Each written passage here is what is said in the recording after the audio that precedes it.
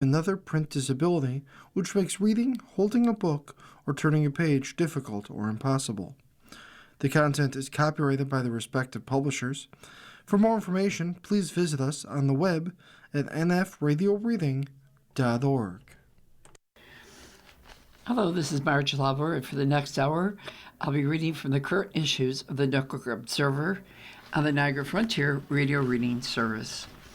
So the first issue we're reading from is August 5th, and Schweitzer was confirmed as the new Dunkirk Police Chief. So he was appointed Chief of the Dunkirk Police Department on Monday. He was serving as interim chief after Christopher Wachowski retired in February, and the Common Council ratified his elevation to full-time chief at its meeting Monday. The move came with a walk-in resolution that was not listed on the meeting agenda. Councilors did not state what Whistler's salary will be. However, Mayor Kate Wadowski said that the Observer that it will be in line with what is published online for the chief's salary in the union contracts for 2026. That figures $124,675. So the council voted on Schweitzer was 4-0.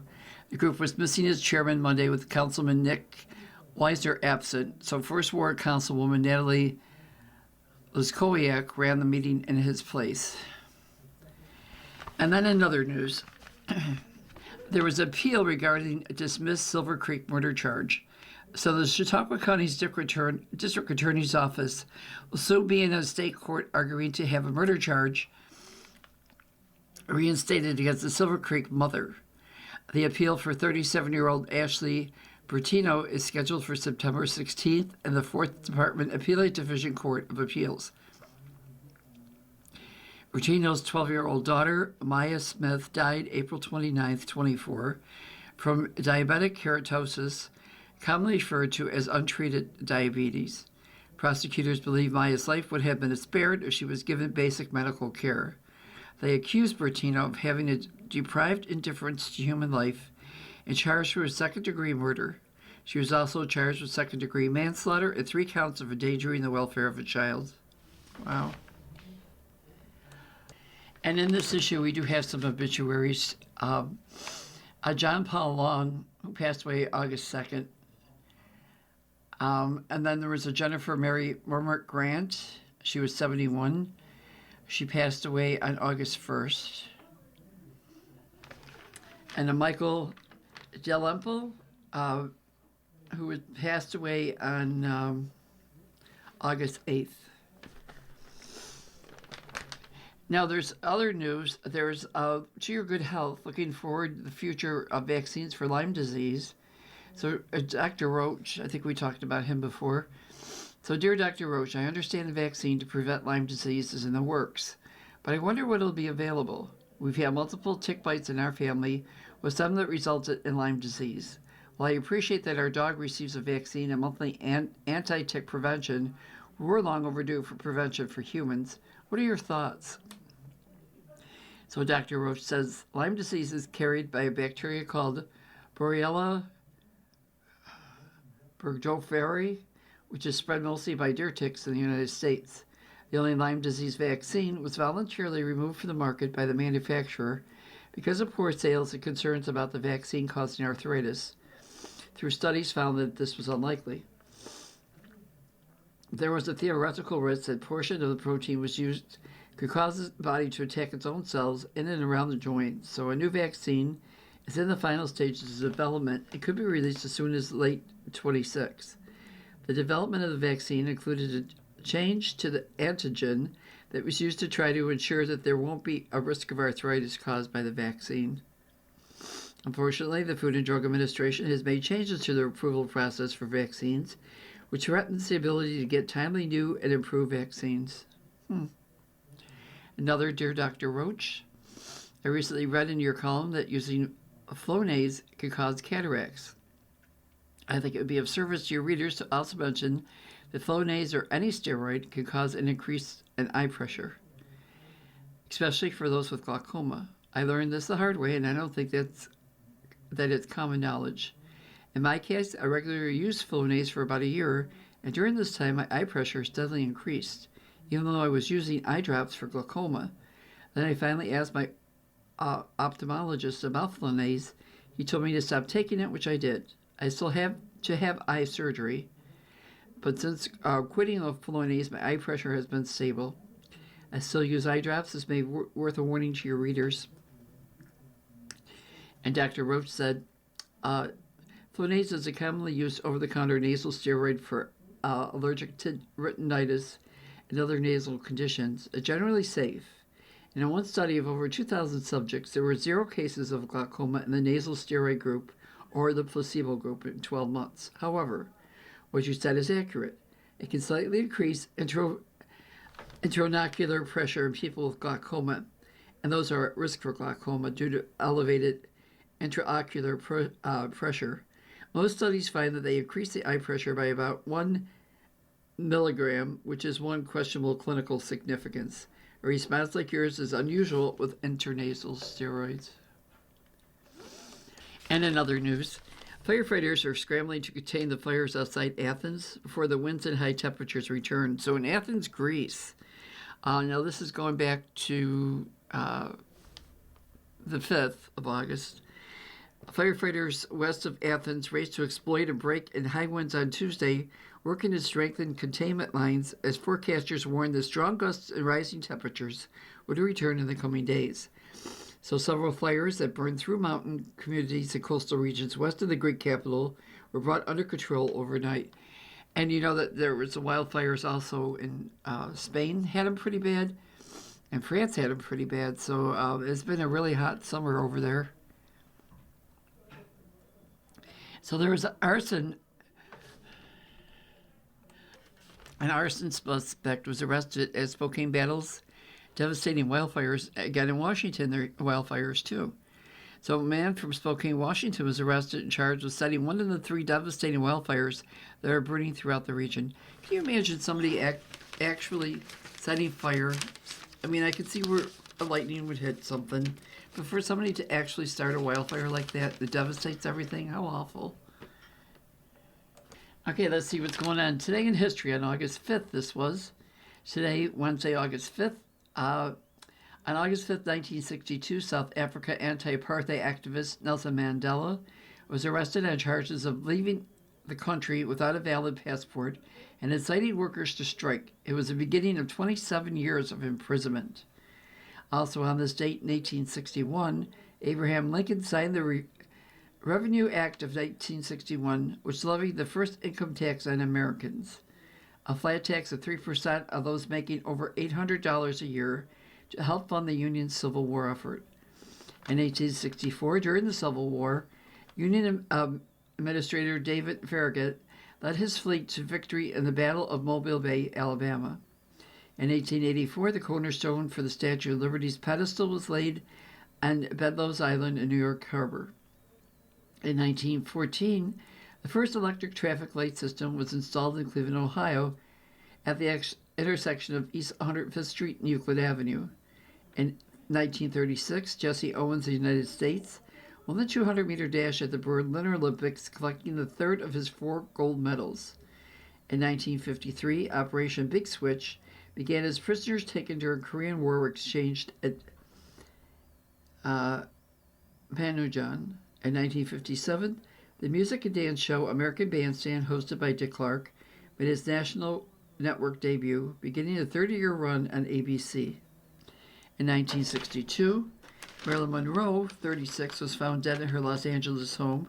Her death was ruled a probable suicide from acute barbiturate poisoning. In 1964, U.S. Navy pilot Everett Alvarez Jr. became the first American flyer to be shot down and captured by North Vietnam. In 1974, the White House released transcripts of subpoena tape recordings showing that President Nixon and his Chief of Staff, Haldeman, had discussed a plan in June of 1972 to use the CIA to thwart the FBI's Watergate investigation. In 2001, the sun-powered robotic explorer Juno rocketed toward Jupiter on a 5-year quest to discover the secret recipe for making planets. In 2024, Prime Minister Sheikh Hasina, who had ruled Bangladesh for 15 years, fled to India after weeks of student-led protests in which more than 800 people were killed and about 1,400 were injured. Wow. And we do have some area police reports, too, from this issue. There was a Todd Delboy, 28 of Jamestown, was charged with 7th-degree criminal possession of a controlled substance after officers on patrol saw Delroy Jr. riding a bicycle, knowing he had outstanding warrants for his arrests. He was charged without incident, and officers reportedly allegedly finding Delroy Jr. in possession of fentanyl. And the Chautauqua County Sheriff's Office in Sherman, Richard Nelson, 21 of Davenport, Florida, was charged with DWI per se, unlawful operation of ATV on a highway and a registered ATV at 3:46 a.m. Sunday at Route 430 in Sherman after a traffic stop. Then in Sherman, there was Olivia Crandall, 39 of Corey, was charged with aggravated DWI. Her content was 0.18%. DWI incited for no stopping, standing parking on highway at 1:53 a.m. Saturday after a traffic stop on Hart Street in the village of Sherman. And then there's a Shannon Smith, 43 of Ripley. She was charged with aggravated DWI. She was moving from lane to lane unsafely. Wow. So, in other news, in Popperford, cabin heavily damaged in a blaze. A cabin located off of Route 60 suffered extensive damage in a blaze Monday evening at 8:08 p.m. 911 calls reported a house engulfed in fire at 8407 Route 60 in Pomfret. Within minutes, Fredonia Fire Department arrived to find the cabin consumed by heavy flames. Firefighters quickly began battling blaze, knowing the nearest hydrant was too far away. So tankers from neighboring neighborhoods rolled in, creating a steady flow of water as crews worked side by side. Firefighters from Fredonia and 6 multiple aid departments fought the blaze through the night. Hours later, the flames were extinguished. No firefighters were injured. Okay, let's move on to our next issue of the Observer, which is August 6th, which was last Thursday. So, and the Dunkirk mayor, Kate Wadowski, I can't pronounce her name, I'm sorry, Wadowski, defended a $15,000 pay raise for clerk treasurer Amy Dobek after city resident Albert Dawson demanded its cancellation. When the elected treasurer position was eliminated, the city clerk's salary jumped 37.5%, from $40,000 to $55,000, with in total compensation even higher. Dawson said at a common council meeting.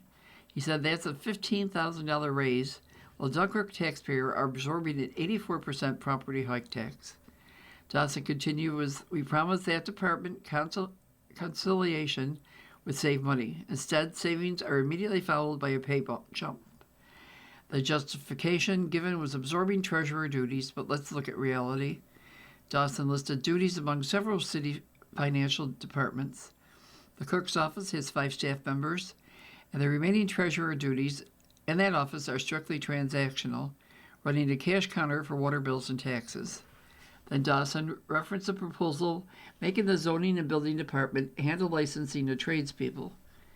Council postponed a vote on it because, according to Councilwoman and meeting chairperson Natalie Lakowiak, it cannot ratify a law until it's at least 7 days after a public hearing. Wow.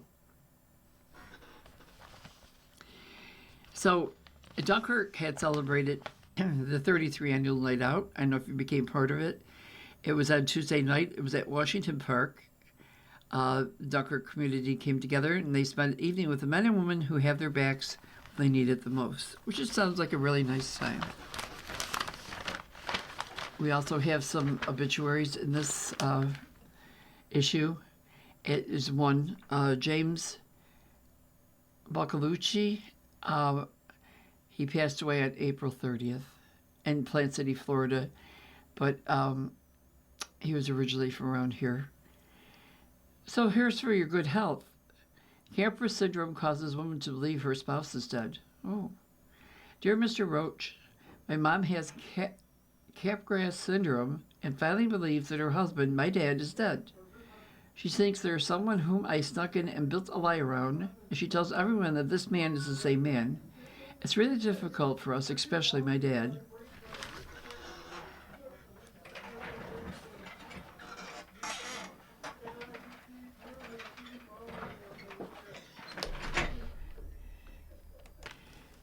I understand that Capgras cannot be cured, but there are medications that help with the situation. She won't go see any medical professions since they believe that she has Capgras and her husband isn't dead. There are some other wild stories she tells, believes that are absolutely true. Which can a husband do with his elderly wife when she's raging at him over his identity or raging over the horrible daughter who created this lie? Can she be treated against her will? Where do we go with this? Who even knows anything about treating Capgras? So Dr. Roach says, Capgras syndrome is exactly as you said, a delusion that a familiar person, usually a spouse or another close family member, such as a child or sibling, has been replaced by an imposter. Symptoms can come and go over minutes to months, and they're often worse at night. Violence to the person who's thought to be fake is common, with one series showing that 80% of Capgras patients commit violence to the perceived imposture. Lewy body dementia is responsible for about 70% of Capgras symptoms. In fact, many people with Lewy body disease believe that there's someone living in their home with them, which can be an important clue when making the diagnosis. Capgras syndrome is rare. At a major referral center, Mayo Clinic, 204 cases were identified in 28 years, but it was not always recognized or reported. And then in other news, there was 3 people killed in Idaho, in-and-out shooting, including a man known for helping others get sober. So the 3 people killed when a gunman opened fire at an In-N-Out Burger in Idaho included a worker at the restaurant chain and a man from the area known for helping others get sober. Authorities released the names Tuesday of the people who died when the 24-year-old gunman opened fire at the Twin Falls restaurant. Police have said they are confident he acted alone, but we're still trying to determine the motive. How sad. And then there was also, in other news, a man carrying ammo was monitoring security at Trump's golf course near Los Angeles. A man carrying ammunition with a gun in his vehicle was arrested Sunday at President Donald Trump's Los Angeles area golf course after appearing to monitor security preparations ahead of Trump's fundraiser there on Tuesday. The Los Angeles County Sheriff's Department said Jeannie John Talley, 38, took photos and videos and had a 16-round magazine with ammunition in his pocket. A search of his pickup truck in the golf course parking lot turned up a loaded 9mm pistol, binoculars, and a badge that read Security Protection Agent, according to the U.S. Attorney's Office in Los Angeles. Law enforcement searched his home in the nearby city of Downey on Monday and found a rifle and other firearms, magazines and ammunition, body armors, and notebooks. With concerning statements, federal authorities said no details about the statements were released. Wow. And let's go on to other news in this issue. First, you're listening to a reading of articles and features from the Dunkirk Observer on the Niagara Frontier radio reading service. So, a Guyana man is facing new child porn charges. A Guyana man who was previously arrested for child pornography has been arrested again. U.S. Attorney Michael D'Amico announced Wednesday that 40-year-old James Mitchell was arrested and charged by criminal complaint with receipt, distribution, and possession of child pornography, which carry a mandatory minimum penalty of 5 years in prison and a maximum of 20 years. According to the criminal complaint on July 19, 26, the New York State Police responded to Mitchell's Broadway Road residence in Gowanda after receiving information that he allegedly possessed child pornography on his cellular phone. The information comes from an individual that was an informant who was part of an online organization not affiliated with law enforcement, performing volunteer activities to identify child abusers on the internet. Law enforcement received information that Mitchell engaged in sexually explicit communications over Telegram that's in an encrypted communications application with a person he believed to be a 13-year-old boy. During these conversations, Mitchell discussed plans to meet the 13-year-old who engaged in sexual acts in Fredonia and Amherst. Law enforcement seized Mitchell's cell phone. The subsequent search recovered numerous videos containing child pornography. In addition, investigators located a conversation on Telegram with an unidentified user, during which Mitchell stated, laugh out loud, I prefer 11 plus. So most of the stuff I have is in the 11 to 17 range, indicating that he primarily has a sexual interest in children ages 11 to 17, and he possesses child pornography depicting 11 to 17-year-old children. He exchanged approximately 143 videos depicting child pornography during the conversation. And in other news, there's 2 charged after fentanyl was located in a Fredonia residence. So 2 individuals were arrested after an investigation into narcotics activity at 99 West Main Street in the village of Fredonia. A search warrant was executed by officers from the Village of Fredonia Police Department narcotics investigators from the Chautauqua County Sheriff's Office and narcotics detectives from the Jamestown Police Department. Located at the residence at the time of the search were Justin Stoll, 32, and Elijah Ernwine, 34. And as a result of the search, investigators seized 78.7 grams of fentanyl, scales and packaging material for the safe and distribution of narcotics, and 331 Stoll and Ernwine at $331. Stoll and Irwine were both charged with 2 counts of third-degree criminal possession of a controlled substance and second-degree criminally using drug paraphernalia.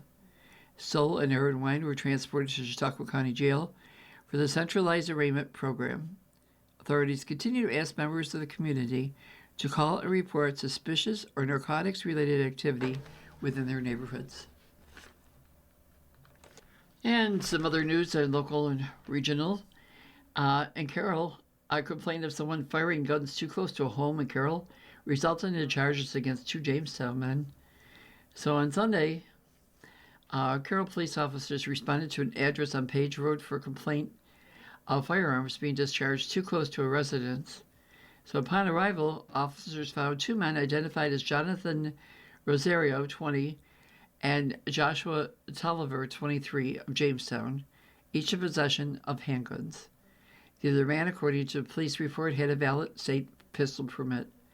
The handguns had allegedly been reported stolen, police said, with all of the handgun magazines in possession of Rosario and Tolliver, also allegedly exceeding the legal capacity in New York State.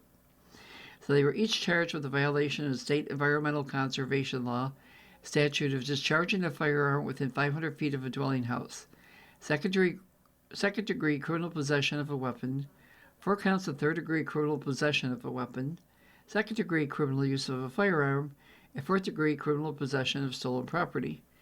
So they were both taken to the county jail for centralized arraignment. Then there's a Fredonia woman who was charged in theft of a patient funds at a nursing home. So a Fredonia woman has been charged after a months-long investigation into the theft of funds from nursing home patients. So around April 22nd, Cattaraugus County Sheriff's Office investigators received a complaint regarding the issue of a facility in the town of Dunkirk. Investigators later charged Stacy Fidel, 45, with third-degree grand larceny and first-degree falsifying business records. It's alleged that over the course of several years, Fidel has sold in excess of $11,000 in funds for multiple patients. It is also alleged that Fidel destroyed records of the facility in order to help conceal the larceny of patient funds. So a warrant of arrest was applied for out of the town of Dunkirk court. And on Wednesday, Fidel turned herself in and was arraigned at the Chautauqua County Jail Centralized Arraignment Program. So, lawyers at Reflecting Pool say, this is, the Reflecting Pool by the Washington Monument. Well, in Washington, the Justice Department knew or should have known for weeks that its case against a former Olympian charged with intentionally damaging the Lincoln Memorial Reflecting Pool was flawed. and that he bore no responsibility for long-standing problems at the landmark, defense lawyer said Tuesday. U.S. Attorney Jeannie Pirro on Friday moved to dismiss the indictment against David Heron, saying in a 20-page filing that newly produced evidence from the Interior Department showed the former Olympic canoeist was not responsible for damaging to the pool's lining. Pirro's office attributed the damage instead to a botched installation by a contractor as well as a rush to complete the project prior to events associated with the American 250 celebration and the week surrounding July 4th, as directed by President Donald Trump. They still haven't heard very much about that lately either. Okay, let's go on to our next issue, which is August 7th. A report released that week by the Correctional Association of New York reveals serious concerns regarding the treatment of inmates inside the walls of the Lakeview Correctional Facility in Brockton. Observations and findings from the one-day visit to the prison in April 25 were conducted as part of the association's oversight mandate. During the visit, representatives interviewed individuals in the shock incarceration program. Court-ordered 90-day drug program, a step-down program for individuals transitioning from restrictive housing. Key findings revealed in the report said allegations of pervasive mistreatment by staff at 91% of interviewees reported seeing or experiencing verbal, physical, or sexual abuse by staff. About 76% of respondents reported witnessing or experiencing racialized abuse by staff at the prison. Reports of abuse and discriminatory treatment by staff at Lakeview were the highest among all facilities recently visited. Allegations of excessive physical training as punishment for minor infractions, individuals described being required to assume stressed positions such as standing and drinking water without being permitted to use the toilet. Unaddressed medical and dental needs. Lakeview ranked the second lowest in reports of unaddressed medical or dental needs among recently visited facilities, and 32% below the average across facilities visited between May 24 and April 25. So, for Virginia's high school class of 1956, they had this past weekend with they had a reunion, and it was 70 years. Wow. So, staying close to home, Congressman focused on area issues during the visit. So, outside of Wicket Warren's in Jamestown, about a dozen protesters gathered shortly before Republican Representative Dick Langworthy was to speak at the CHQ Chambers State of New York 23 congressional luncheon. Well, the protesters held signs regarding cuts to SNAP, the Epstein files, President Trump, and the war in Iran. Langworthy spent the majority of his time focusing on the local community, avoiding a lot of hot-button issues. The first half of the luncheon, Langworthy spoke directly to the audience, focusing on Chautauqua County specifically, manufacturing, tourism, farming, and small businesses. The growth and strength of Chautauqua County, to me, is personal. It's where I was born and raised. This is where my father has been a small business person for almost 50 years in this community, he said. I know what this region has been. I've seen some of the difficult changes that have gone on over the last 3 decades. But I also know that Chautauqua County can be. He began with a focus on manufacturing. Langworthy championed federal tax cuts, saying that they are helping businesses invest in equipment, research, and development. America is going to manufacture more again, and there's absolutely no reason that Western New York should be one of the lead places for that reassurance, he said. Okay, and let's move on. And there are some obituaries in this issue also. There's a Robert Bajak, who passed away August 3rd. A Warren Fuller of Gowanda, he passed away August 1st. A Michael Moss, he was also called Grumps or Bubba.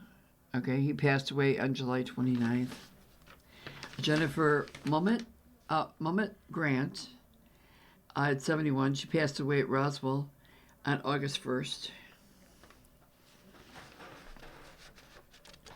Okay, you are listening to a reading of articles and features from the Dunkirk Observer on the Niagara Frontier Reader Reading Service. So, caution urged with farm vehicles on the road. So, the Lake Erie Regional Grape Program wants to remind you to be extra cautious on the roads so that everyone can make it to their destination safely. We are in the middle of the grape growing season, and it is critical that everyone is aware of and takes caution to tractors, semi-trucks, and sprayers on the road. Collisions involving slow-moving farm machinery and other agricultural equipment on public roads in New York and Pennsylvania may lead to injuries and, tragically, in some instances, fatalities. The National Safety Council estimates that 15,000 collisions involving farm vehicles happen every year. All farm machinery that travels less than 40 miles per hour must have a slow-moving vehicle emblem displayed on the back. This can be identified as a bright orange triangle. These vehicles are not required to move over or ride on the side of the road. Farm equipment often travels at slow speeds and makes wide turns, sometimes requiring longer stopping distances. Factors such as limited visibility, mirrors, and driver awareness can increase the risk, especially on rural highways and during planting and harvest seasons. This campaign aims to reduce crashes through education, enhanced visibility, and cooperation with farmers, road authorities, and law enforcement. This isn't about blaming drivers or farmers, it's about practical safety for everyone on the road, says Jennifer Russo, team leader of the Lake Erie Regional Grape Program. By using proper lighting, reflective markings, and predictable driving behavior, we can dramatically reduce preventable crashes. So, in summary, to help keep our roads safe for agricultural shareholders and motorists and our rural communities. For motorists, slow down when following farm machinery, maintain a generous following distance, and be prepared to stop. Never attempt to pass on hills, curves, or when visibility is limited. And for farm operators, equip vehicles with bright functioning lights and a visible SMV emblem. Use reflective tape on trailers. Use signals constantly and keep the driver's view clear. Consider escort vehicles for long or wide roads. Be safe on the roads this summer. Slow down and make it safely to our destinations. So, in other news, the Westfield Stray Cats seeks volunteers. So, when Western New York State changed regulations regarding animal shelters at the end of 25, the Westfield Stray Cat Rescue had to relocate from the facility above their Thrifty Kitty thrift shop at 59 East Main Street in Westfield so they could meet the new guidelines. They relocated to the space formerly used as the Westfield Veterinary Clinic at 8494 West Route 20. The facility is larger than the previous one, and the shelter is consequently in immediate need of more volunteers to help care for the cats and kittens. And we're going to go on to our next issue, which is from April 8th and 9th. There was a trip back in time. Dunkirk Museum highlighted 1970s. So that was the 1970s. That was a few days ago. Let's see. What else do we have today? We do have some obituaries. Gloria Ortel-Saver, who was 92, passed away on August 4th. George Borello, he was 68, and he passed away March 4th. John Eggleston Jr., who was 57, passed away on August 6th. Arlene Miller, who was 93, passed away on July 29th. And Owen Taylor, a Dunkirk, he was 89, and it doesn't say when he passed away here. And it had to be within the last week, though. So in other news, there was a 15-year-old that was dressed as a clown, stabbed a man to death in random attack. In East St. Louis, Illinois, a teenager accused of dressing as a clown and randomly stabbing a man to death at a bus stop in the St. Louis area is charged with murder.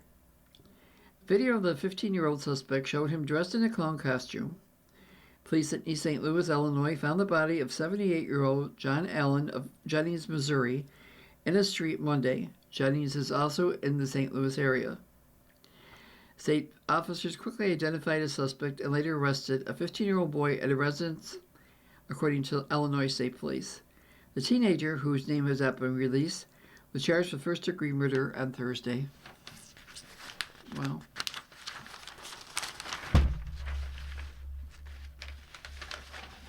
Let's see what we have coming up, if we have anything. They don't even have dates on here, so can't tell you what's going on. It'd be nice if they had a date.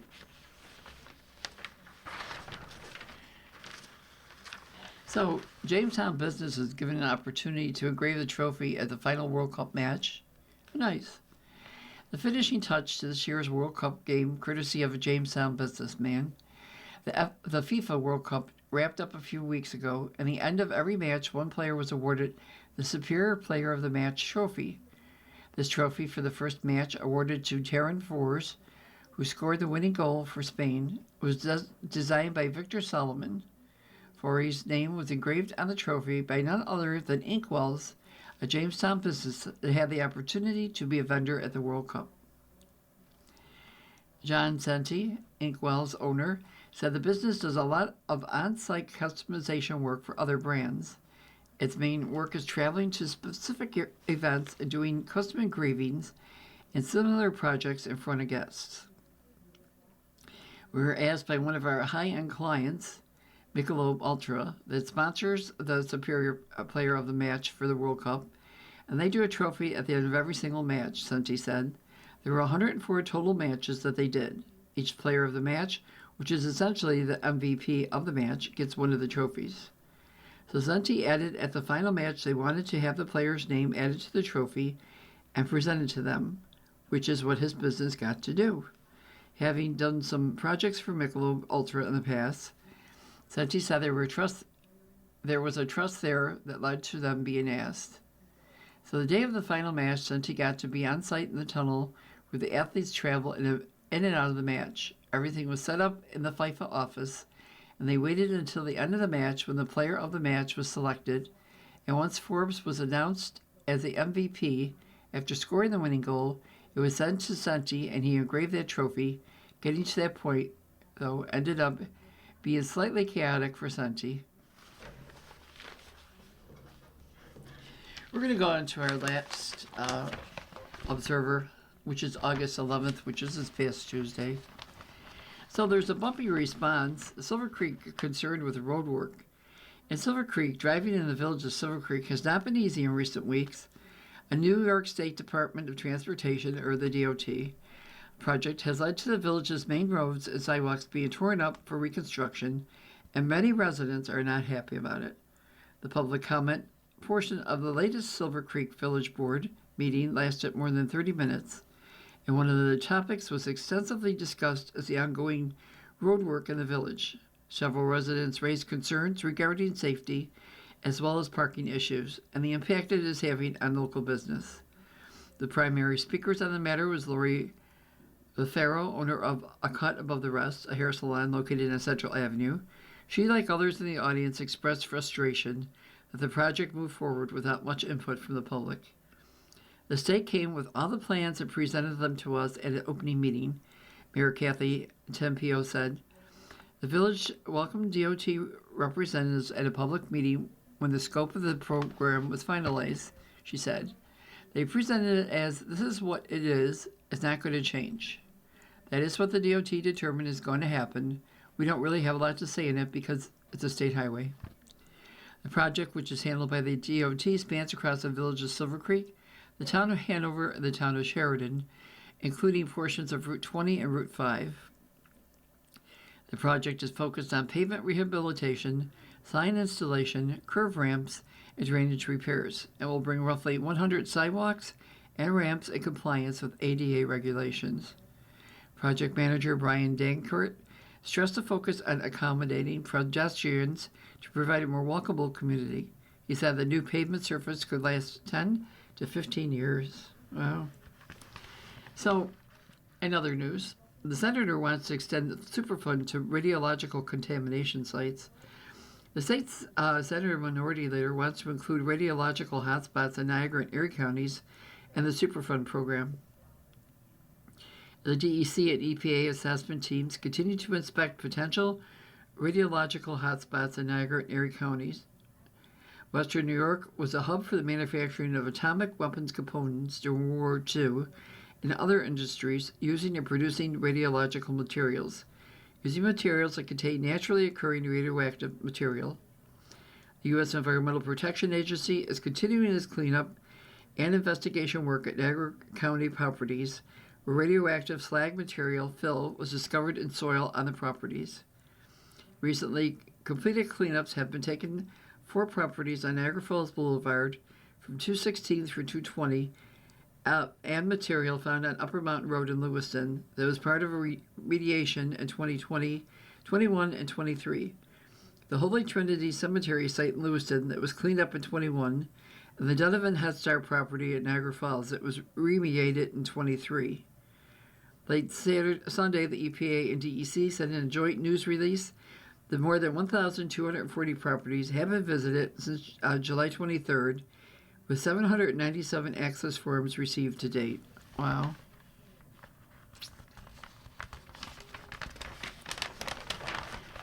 And this issue, we also have some obituaries. We have a Michael West, who was 68 of Jamestown, passed away August 7th. A Lee Richardson, who was 90 of Silver Creek, died August 2nd. Emmanuel Prada Jr., or Manny, as he was known, passed away just recently. Harry West, 97 of Brockton, passed away with his family on his side at August 7th. So, in other news, the dermatologist, Dr. Roach, prescribed metformin for women's skin rash. So, Dr. Roach, I have a skin rash, and my dermatologist said that there really isn't a cure for it. It's in various areas of my body, my upper back, my trunk, mostly in areas where garments hit, and a few other places. The dermatologist recommended using metformin to see if this helps. So all my labs are excellent, so metformin has never been something that any of my doctors suggested. She even looked at my labs and said that they were great, but wants to see if metformin might help. Have you ever heard of this? Should I find a different dermatologist? I'm a 67-year-old female who's in excellent health, except for the darn rash. I hate to add a medication that I don't need or might cause more harm. So Dr. Roach said, no, I haven't heard of using metformin to treat the skin disease you have, but I did some research that provides some reasons as to why it might help. Specifically in 26 study, none of these reasons have to do with metformin's effect on weight or blood sugar. The author suggested that metformin might have a role in treating it. However, there isn't any evidence to suggest a benefit. Metformin might work, and I'd love to see a study. In fact, I won't recommend it until I do see a study. I've often used metformin in patients to prevent diabetes and as an adjunct to help with weight loss. The potential harm from metformin, especially at a low dose, is fairly low. The most common side effect is nausea, but most people get used to it after a few days.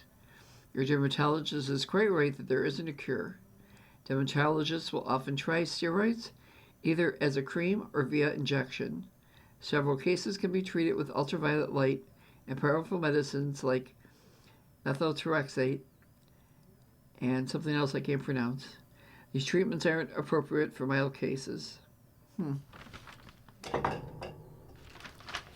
right, let's continue on here. There's some area police reports to note. Joseph Piazza, 42, of Jamestown, was charged with third-degree criminal tampering. So shortly after 9 a.m. on Saturday, officers of the 1st Platoon responded to an Eastside residence who reported disorderly person complaint. Through investigation, it was determined that Piazza tampered with the property of an elderly victim. Piazza was located a short distance away from the scene and taken into custody with that incident. Then there was a Michael Hallowell, 39, and he was charged with second-degree unlawful imprisonment. So at approximately 5:45 p.m. on Saturday, officers responded to a Southside address to report a domestic dispute. Through investigation, officers determined that Howell prevented the victim from leaving the residence during the course of a domestic incident. So Howell was taken into custody without incident and reported to Jamestown City Jail. There was a Haley Welsh, 24, was charged with endangering the welfare of a child and resisting arrest. So approximately at 3:25 p.m. on Saturday, officers responded to a report of a 1-year-old child wandering alone in the middle of Washington Street. Upon investigation, it was determined that the child's babysitter, Welsh, had left the child unattended outside for nearly 45 minutes. While being taken into custody, Welsh resisted arrest, resulting in a brief struggle before she was transported to Jamestown City Jail. Ignatius Robles, 27, of Jamestown, was charged with felony DWI, felony first-degree aggravated unlicensed operation of a motor vehicle, and traffic tickets at 501 Sunday after officers pulled the vehicle over on Windsor and Hanser Streets. Robles had allegedly been convicted of driving while intoxicated once within the past 10 years, and his driver's license was revoked for driving while intoxicated. So he was taken to city jail. We are listening to a reading of articles and features from the Dunkirk Observer on the Niagara Frontier Radio Reading Service. So let's see what else we have going on here. There was a boat capsized in New York Harbor. Oh, you probably heard this on the news. And the woman and her five-month-old baby died. The operator of a boat that capsized in New York Harbor, killing a mother and her infant daughter, is facing criminal charges, and authorities are investigating whether the vessel was an illegal charter, the U.S. Coast Guard said Sunday. The 22-foot Bayliner speedboat overturned around 10:25 p.m. Saturday near Liberty Island, home to the Statue of Liberty. 12 people were rescued from the water before police arrived, and police divers later located the 27-year-old woman and 5-month-old girl in the water. Both were taken to a hospital where they were pronounced dead. According to the Coast Guard, the others were in stable condition. We are deeply saddened by the tragic loss of life last night, and our thoughts are with the victim's family and loved ones during this incredibly difficult time, said Captain Doreen McCarthy, the Coast Guard Sector New York commander. We are extremely grateful for the heroic, swift actions of our partner agencies and Good Samaritan vessel who assisted in rescuing survivors from the water.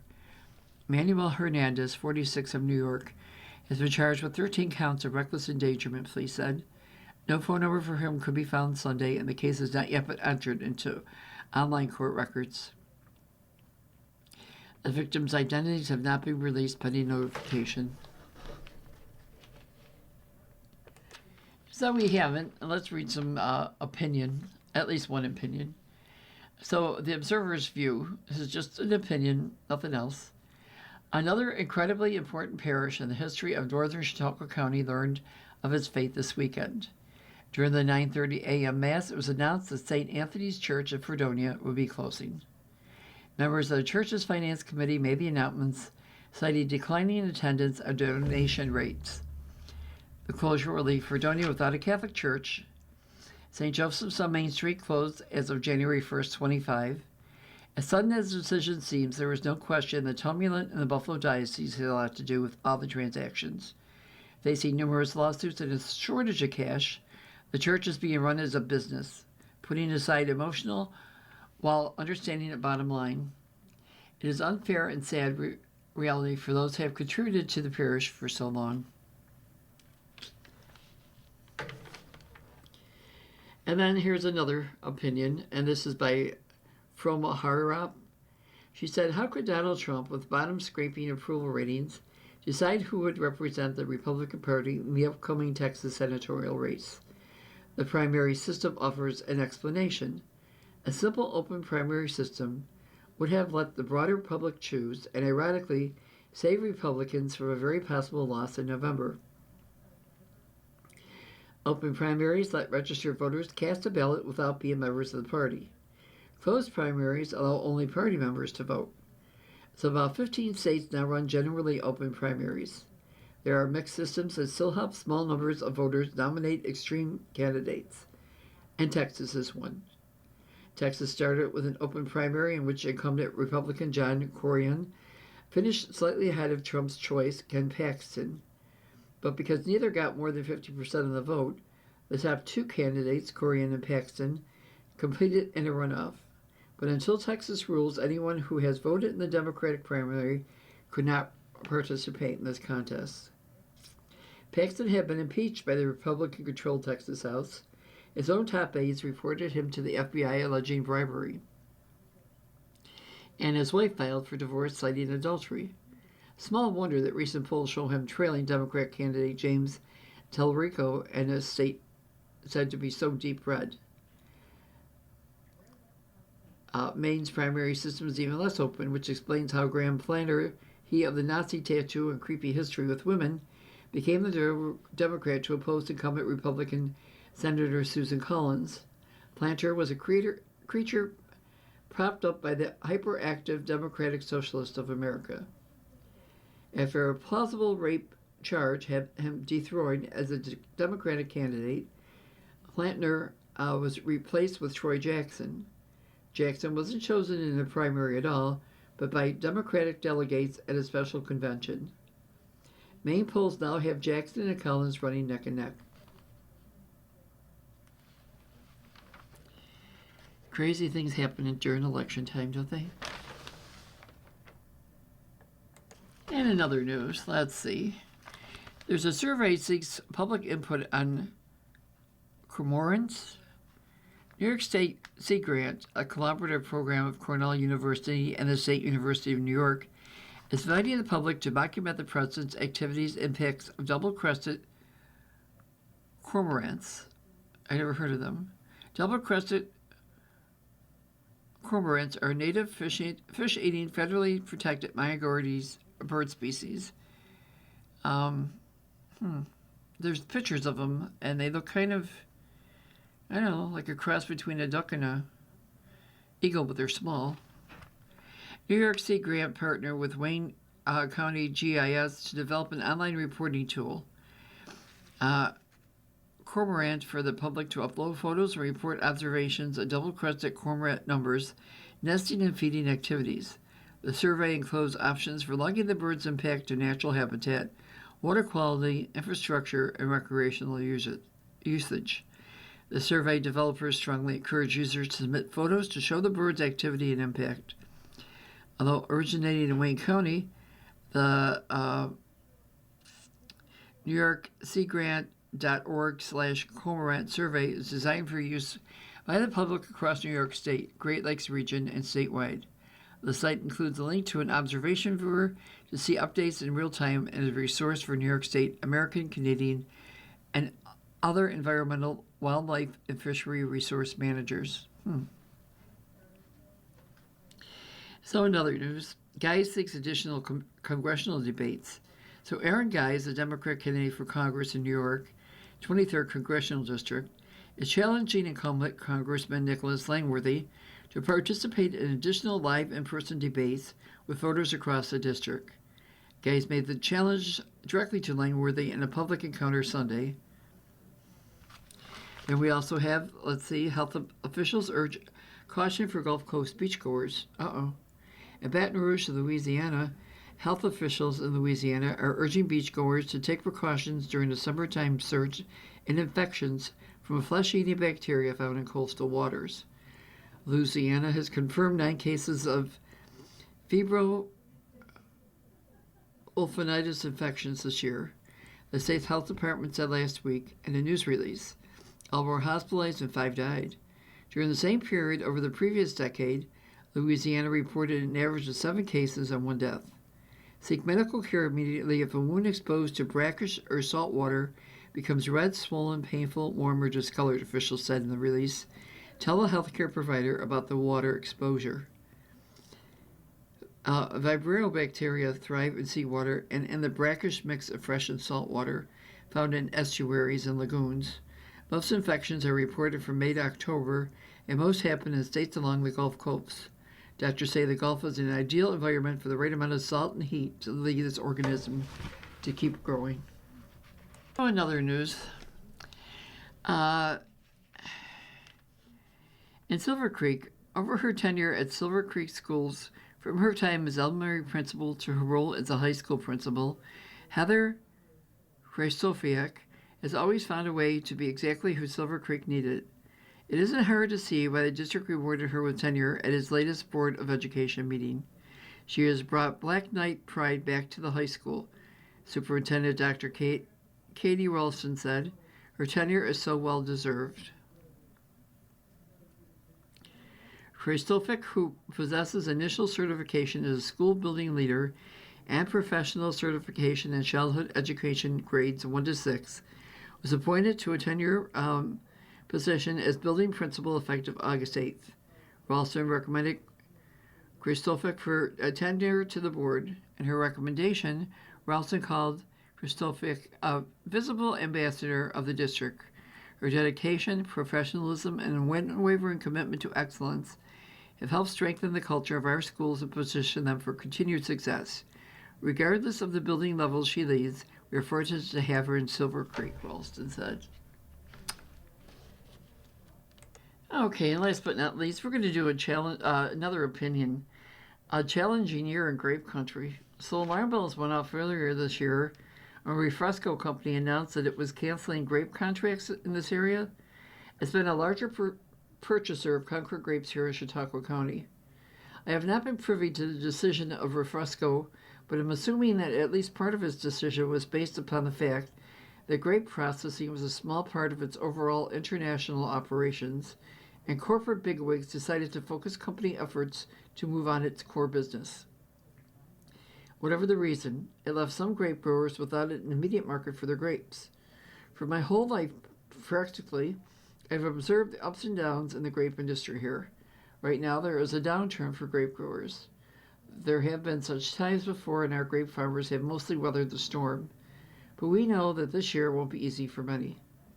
The National Grape Cooperative in Westfield, which owns Welch's Grape Juice Company, is still the largest purchaser of grapes here. However, if you are in a co-op, you must abide by their allocations. They can limit the number of acres of grapes they will purchase depending on the market. Like most of American agriculture, grape farming has become a big business. Whereas 50 years ago, a grape farmer with 50 acres could make a go of it. Today, you will likely need to own or farm 100 or several hundred acres of grapes in order to make a profit.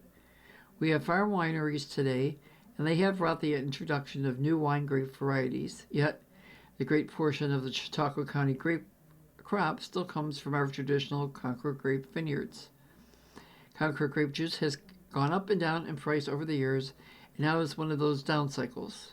One beacon of light locally has been the announcement of the establishment of a new company in Westfield, which will focus on promoting grape juice by packaging it in small drink packages, which are used in the school cafeteria market. In history, as any teacher, because of its nutritional and tastiness, grape juice will be back.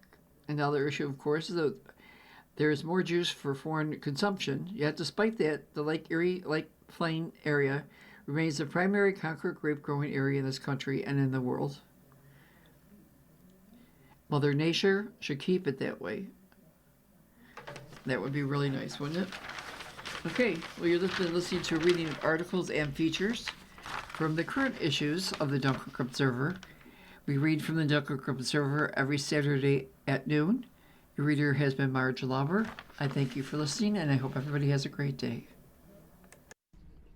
Coming up next in the Niagara Frontier Radio Reading Service, we have a reading of our Northtown Bee papers, which includes Amherst, Clarence, Cheektowaga, Depew, and Lancaster. At 2 o'clock, we have our Southtown papers, which is the Orchard Park Bee, East Aurora Bee, West Seneca Bee, and Hamburg Sun. Following that, at 3 o'clock is the Ampole Eagle. Stay with us.